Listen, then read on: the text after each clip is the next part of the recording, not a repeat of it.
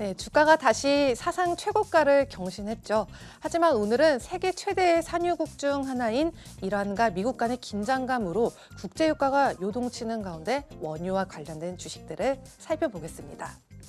우선 지난 주말 이란의 쿠드스군 사령관 거셈 솔레이마니의 암살 여파로 유가는 이번 주 6일 극적인 상승을 이어가기도 했는데요. 그 이후에 이란의 보복 조치로 이라크에 주둔하는 미군 기지 2곳에 미사일 공격을 하면서 국제유가인 브렌트유는 8일 아시아 거래에서 한때 배럴당 71달러를 넘었습니다. 이는 지난 9월 사우디아라비아의 원유 시설 피습으로 전 세계의 원유 공급의 5%가 끊겼을 때의 일이죠. 그리고 WTI의 경우는 4월 이후 최고가인 66달러 가까이 올랐고요. 오늘 새벽 트럼프 대통령 기자회견이 중동 긴장을 완화시키면서 유가가 급락을 했습니다.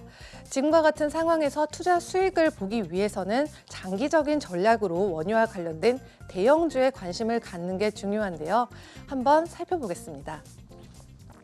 네, 미국의 대형 에너지주로 구성된 에너지 셀렉트 섹터 SPDR ETF는요. 지난해 S&P 500 지수가 25% 이상 상승하는 와중에도 거의 움직이지가 않았습니다. 하지만 원유 주식 투자는 장기적으로 생각해야겠죠.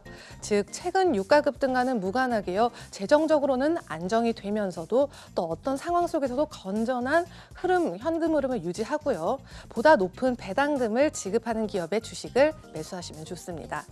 2019년 미국은 70여 년 만에 처음으로 한 달 이상 원유 순수출국의 자리를 지켰는데요. 블룸버그에 따르면 11월 말 미국의 산유량은 이라크와 이란 또 쿠웨이트나 아랍에미레이트를 합친 것보다도 많은 1일 1290만 배럴을 기록했다고 합니다. 현재 글로벌 경제 성장은 고유가를 견뎌낼 수 있을 정도가 아니기 때문에 골드만삭스의 애널리스트들은 앞으로 몇 주 안으로 미국과 이란의 마찰로 대규모 원유 공급 중단이 일어나지 않는다면 유가가 하락할 수 있다고 지적한 바가 있습니다. 네, 그럼 유가의 변동을 이용하기 위해서는 어떤 종목이 좋을까요? 네. 쉐브론과 같은 배당 위주의 종합 석유 기업의 주식을 매수하시는 것입니다.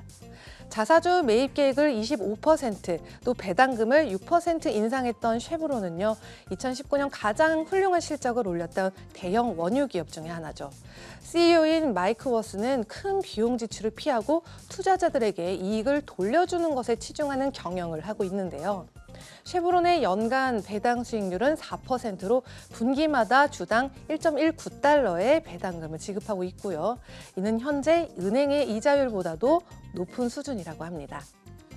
네, 그리고 조금 리스크가 있더라도 연 6%의 배당 수익률을 올리고 싶은 투자자들에게 로열 더치쉘은 최고의 종목이라고 할 수가 있는데요. 로열 더치쉘은 원유 생산 중심에서 저탄소 천연가스와 전력 생산으로 사업 전환을 주도해 왔습니다. 현재 진행 중인 250억 달러의 자사주 매입 계획은요, 쉘의 주가를 충분히 지탱을 해줄 수가 있을 거고요. 분기별 배당금은 주당 42센트로 알려졌습니다. 네, 마지막으로 소개해드릴 종목 역시 높은 배당금을 지급하고 있는데요. 바로 영국의 가스 및 석유 회사인 BP입니다. 이 기업의 현재 배당 수익률은 6.45%, 주당 배당금은 61.5센트고요.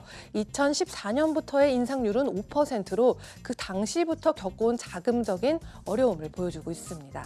이 자금난의 주된 원인 중에 하나는 2010년 멕시코만의 딥워터 호라이즌 원유 유출 사태인데요. BP는 여전히 이 유출 사태에 대한 배상금을 지급을 하고 있고요. 앞으로도 몇 년 동안 이 같은 상황이 이어질 것 같네요. 하지만 유가가 꾸준히 상승을 한다면 이전의 예상보다 훨씬 탄탄한 현금 유동성을 확보할 수 있을 것으로 보입니다. 네, 지금까지 인베스팅닷컴에서 전하는 글로벌 특징주 펄스였습니다.